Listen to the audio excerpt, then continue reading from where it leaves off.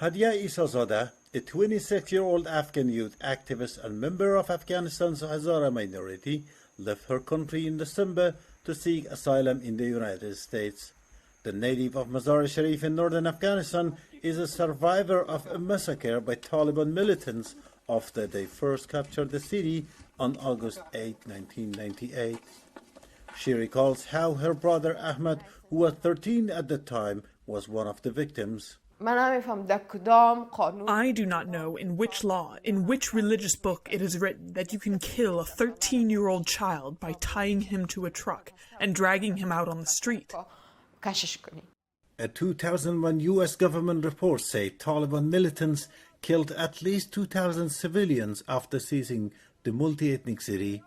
International human rights investigators estimated the death toll was several thousand higher, with many of the victims killed in an indiscriminate Taliban shooting rampage. The U.S. says the 1998 massacre was partly in reprisal for ethnic Hazara and Uzbek forces in Mazar-e-Sharif executing about 2,000 Taliban prisoners in 1997 after the Islamic group made a failed attempt to seize the city. The U.S. report says most of those killed by the Sunni Muslim Taliban fighters in 1998 were Hazaras, who are predominantly Shiite Muslims. Masuma, another Hazara woman who lives in Mazar-e-Sharif, also lost loved ones in the massacre. Speaking to VOA days before the Taliban's latest capture of the city, she recalled an incident in which she said a Taliban fighter shot and killed her husband in front of her. With her face obscured by VOA to protect her identity, she also described how her son went missing during the massacre and was never seen again. I'm looking forward to my son coming home, if he's still alive. If not, the Taliban has killed him too. I'm waiting for him.